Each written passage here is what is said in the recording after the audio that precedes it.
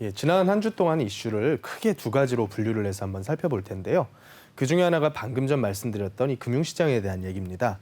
일단 그 내용을 한번 보시면 이번에 새롭게 부임하신 정원보 금감원장께서 이 퍼펙트 스톰이라는 단어를 활용을 하셨는데 이 단어의 의미는 사실 부동산 시장에서 쓰이기보다는 여러 자산 시장과 금융 시장에서 위기를 표현할 때 많이 쓰이는 단어입니다. 여러 가지 위험들이 산재해 있기 때문에 이 위험들이 하나의 고리로 이제 큰 덩어리로 묶여 있단 말이죠. 그래서 어떤 한 분야에서 작은 어떤 바람들이 불기 시작하면 이 바람들이 모든 자산 시장과 금융 시장 영역으로 퍼지면서 큰 하나의 태풍 같은 그런 거대한 위험을 만들어낼 가능성이 있다라는 얘기인데 그중에서 지금 가장 문제가 되는 것이 바로 이 가계부채입니다. 이 가계부채 위험하다는 얘기는 상당히 오래전부터 나왔었던 얘기인데 이제 과거에 박근혜 정권 시절 이 가계부채가 1,000조 원을 돌파했다고 많은 분들이 놀랐었던 그런 일이 있었는데 최근에 이제 가계부채가 뜨는 것들을 보면 1,800조를 넘어서 거의 공식 집계가 2,000조에 가까워질 정도로 전체 GDP 대비해서 한 160% 이상을 상회하는 정도 수준으로 흘러가고 있습니다. 그렇다면 이 가계부채라고 하는 것을 정부에서 계속해서 내주면서 용인을 해준다면 사실은 우리나라의 경제 건전성을 해치는 1순위 요소로 많은 경제기관들에서 꼽는 것이 바로 이 가계부채거든요. 그렇다 보면 대한민국의 건전성이 약화가 될 것이고 그러면 대한민국에 투자하고자 하는 해외 자본들은 이 시장에서 빠져나가려는 움직임을 펼쳐지겠죠. 그렇다 보면 우리나라 같은 경우에는 기축통화국이 아니기 때문에 이것을 방어하기 위한 어떤 통화적인 움직임을 펼치기가 상당히 어렵고 또 그것을 방지하기 위해서 지금부터 계속해서 추진해야 되는 것이 가계부채의 총량을 어떤 식으로 관리를 하면서 누구를 대상으로 빚을 덜 내주고 더 내줄 것이냐 이 부분에 대한 논의가 앞으로 계속해서 이 사회에 벌어질 예정입니다. 그래서 그 내용은 이제 최근에 농협에서 신규 주택담보대출과 전세자금 대출을 중단을 했습니다. 이유를 크게 두 가지로 볼 수가 있는데 첫 번째 이유 같은 경우에는 일단 올 4월 29일에 나왔었던 가계부채 관리 강안에서 1년에 각 은행별로 한 5% 남짓 정도의 추가적인 대출만 해라. 그 이상을 넘어가게는 웬만하면 하지 말아라. 라는 권고식의 이런 가계부채 관리 방안을 냈었는데 농협같이 이제 대출을 많이 해줬었던 기관들은 벌써 그 상한선을 넘어서까지 대출이 나갔단 말이죠. 그래서 이제 하반기에는 이 대출 총량에 대한 관리를 하고자 이제 정부에서 개입하는 그런 형태로 해서 약간 가계부채를 줄이는 방법.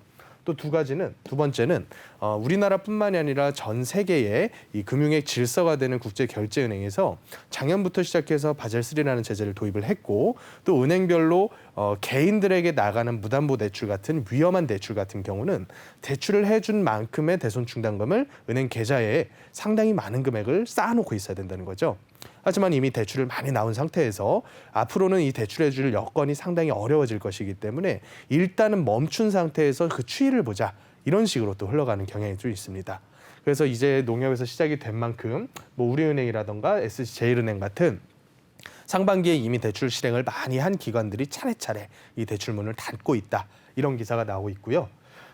지금 금리 인상에 대한 부분이 다음 주죠. 다음 주 금통위에서 이제 결정이 될 것으로 보여지는데 시장의 전망은 한 50대 50이라고 얘기가 나옵니다. 50대 50으로 인상과 아니면 동결 이 두 가지 중에서 선택을 할 가능성이 크다라고 보는데 주류 의견은 이제 올 8월 달부터 이미 금리 인상 수순으로 갈 것이다라고 기울어져 있다는 것이죠. 그렇기 때문에 이런 금융적인 불안정성이 미리부터 주식시장이라던가 아니면 이 환율 시장에 미리부터 영향을 미치면서 지난 한 주 동안은 주식시장이 상당히 많이 안 좋았었고요. 또 환율 역시 1,180원대를 두드렸다가 최근에도 한 1,170원대에서 계속 왔다 갔다 하고 있는 상당히 높은 환율을 유지하고 있는 그런 상태입니다. 그래서 이런 전반적인 영역들로 봤을 때 이 부동산 시장에 미칠 영향은 단기적으로는 사실 좋다고 볼 수는 없을 것 같아요.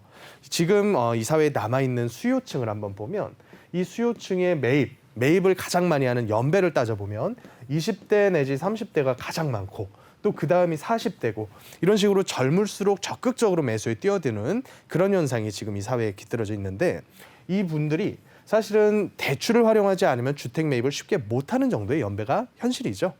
그렇다면 대출이 여태껏 얼마큼 나느냐 보면 본인 가지고 있는 현금에다가 주택담보대출 40% 내지 신혼부부 같은 경우 50%까지 거기다가 추가적인 신용대출을 거의 연봉의 2배 가까이 나오니까 한 10에서 15%.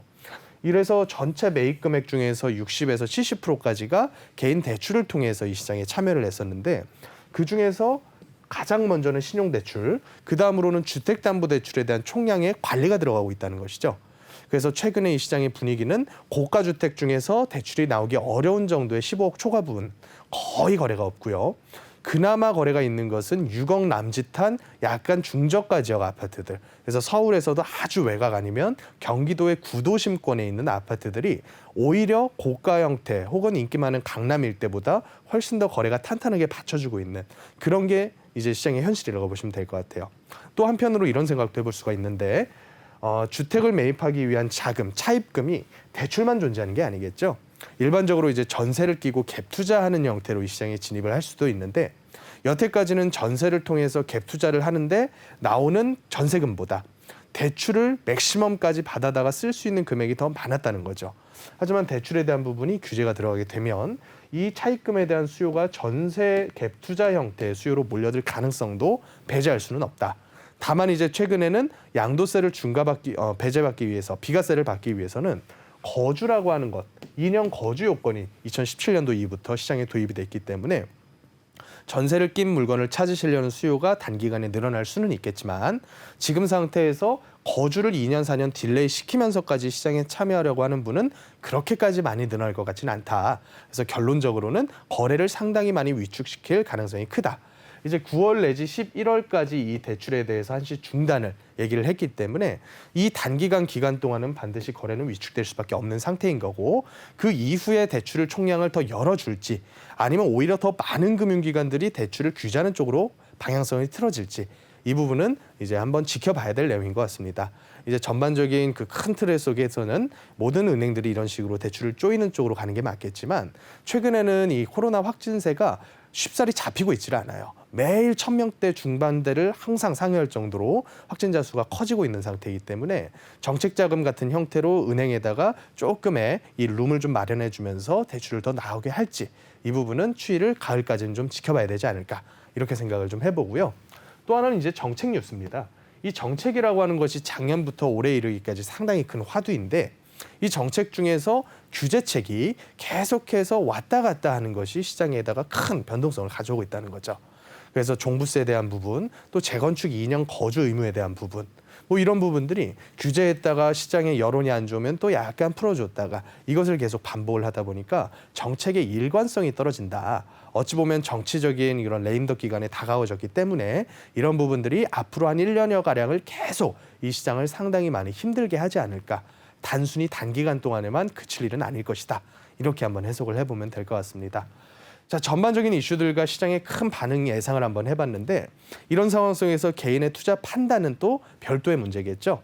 그래서 이런 판단 속에서 우리가 할 수 있는 판단은 지금 같은 시장에서는 금융에 대한 리스크는 좀 줄이는 형태의 투자.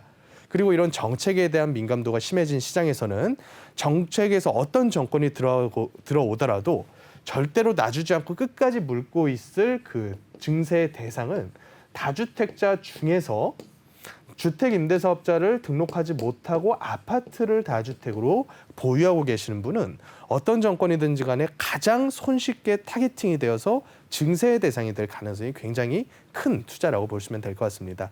그래서 지금의 주택 형태의 투자는 임대사업자라는 제도를 활용할 수 있는 형태가 훨씬 더 유리해지는 그런 측면이 있다.